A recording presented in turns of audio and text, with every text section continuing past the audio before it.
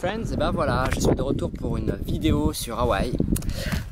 Donc là je me trouve sur Big Island qui est en fait la plus grande île de l'archipel d'Hawaï. Ce qu'il faut savoir, c'est qu'Hawaï à la base c'est 6 îles. Donc vous avez l'île principale qui est au nord, là où vous avez la célèbre ville d'Honolulu, et après vous avez une série d'autres petites îles très variées elles-mêmes et très atypiques, et chacune possède en fait un peu leurs caractéristiques. Donc là en fait Big Island c'est l'île on va dire la plus volcanique, là où les volcans sont le plus en activité si je puis dire. Donc on a quand même une série de volcans toujours actifs. Et après je vous montrerai en fait la fumée qui s'échappe, les vapeurs de soufre qui s'échappent en fait de la zone à 2-3 km d'ici. Et donc là en fait nous sommes sur la pointe sud, alors je dis pas de bêtises, on est sur la pointe est en fait de l'île, à peu près une trentaine de kilomètres de l'aéroport d'Hilo, donc qui est la petite ville principale Hilo de cette île. Et là en fait on est sur une autre planète, on est dans un désert volcanique de lave séchée, c'est impressionnant. Et pour être franc, je crois que c'est une des plus belles choses qui m'a été donnée de voir en fait au début de ce voyage. Donc j'ai été quand même surpris pas mal de reprises sur beaucoup de choses, mais là vraiment marcher sur cette lave complètement sèche, complètement vitrifiée, c'est impressionnant. Et, on a l'impression d'être sur Mars, c'est magnifique. On voit encore en fait les sortes de replis de la lave juste avant qu'elle se solidifie, et ça, on a cet aspect un peu guimauve, moi j'adore. Je suis comme un fou là, je suis comme un dingue, et c'est magnifique. Donc je vais vous montrer un petit peu en fait. Là vous avez une petite rivière en fait, donc à sécher de l'eau. Là vous pouvez voir par où la lave en fait a coulé ici. Comme vous pouvez le voir, on a vraiment, comme je disais, cet effet qui est génial. Et c'est topissime. Voilà. Et ça c'est magnifique. Là il n'y a plus rien, là c'est complètement mort. On a quand même de la végétation qui malgré tout repousse. C'est ça qui est assez impressionnant, c'est que malgré tout en fait ça n'empêche pas la végétation et la nature de progresser, d'évoluer. Mais en tout cas c'est un des détours de cette île, c'est le National Volcano Park. Ça vaut vraiment le détour. Donc si un jour vous venez à Hawaï, je vous conseille d'aller sur Big Island et faire ce parc qui est magnifique. Donc, je vais vous faire une petite visite, on va avancer ensemble, et je vais vous montrer au fur et à mesure certaines parties vraiment intéressantes, et certaines beautés naturelles en fait, donc formées par la lave.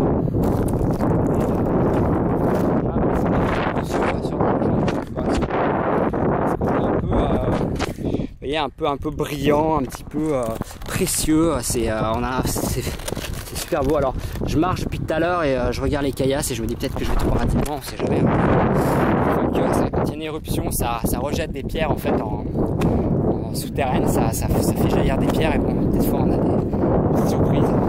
Je pense pas que ça m'arrivera, mais bon, on peut tout trouver quoi. Voilà. Bon, je vous fais la visite les friends, c'est pas tout. Alors voilà, quand on marche sur ce parc, dans ce parc, j'irais plutôt. Donc on a cette sensation d'avoir posé le pied sur une planète.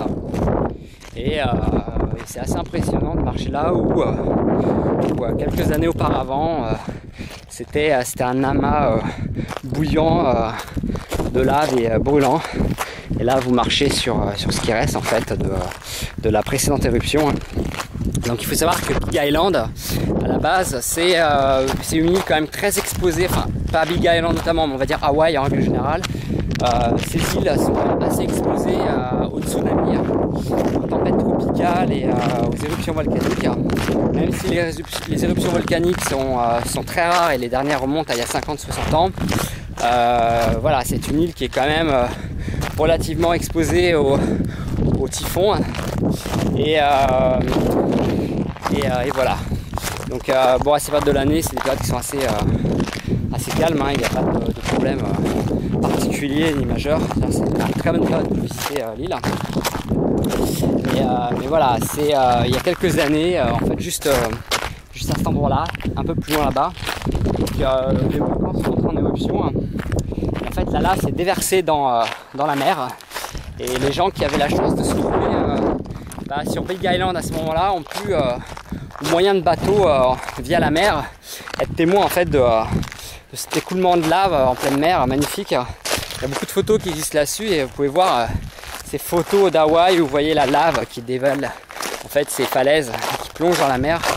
C'est très impressionnant. J'espérais un peu trouver ça en arrivant et j'ai appris malheureusement que ce n'était pas permanent. Voilà, donc ça arrive une fois tous les X années, si je puis dire.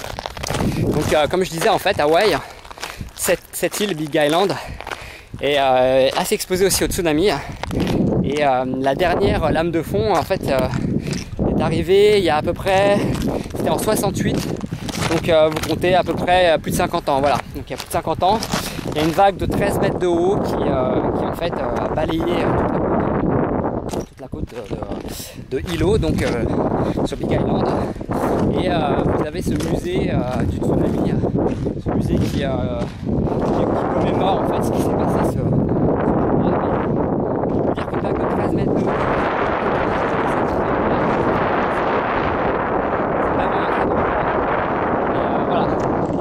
Hawaï est quand même une zone à risque à tsunami. Donc voilà, ils se posent quand même on va dire d'un moyen de moyens de sécurité qui leur permettent aussi de prévenir ce genre d'incident. Pas de risque qu'un tsunami à Hawaï ait les mêmes répercussions, les mêmes conséquences que s'est produit en 2004 sur les côtes d'Asie.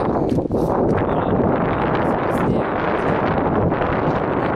Et on peut dire que la sécurité est bien assurée, tout simplement. Voilà. Donc là, vous voyez, on marche le long de cette côte. Donc le nom de cet endroit, alors je ne dis pas de bêtises, c'est Kalona, Kaolana, quelque chose comme ça.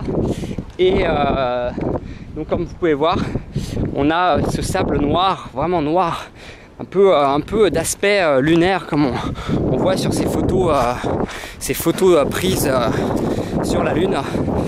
C'est vraiment en fait le même type de sable hein, finalement. C'est quasiment la même chose. Hein. Je crois même pas que y ait de différence, mais voilà, on a l'impression de marcher sur la Lune. Donc c'est génial. Voilà. Là vous pouvez voir l'eau en fait, l'eau qui vient se rabattre sur les falaises. Quand elle se retire, elle noircit un peu, elle s'imprègne en fait du sable noir que vous voyez là. Alors là en fait, donc on est toujours vraiment là, vous voyez en fait la lave qui s'est formée, qui s'est repliée sur elle-même.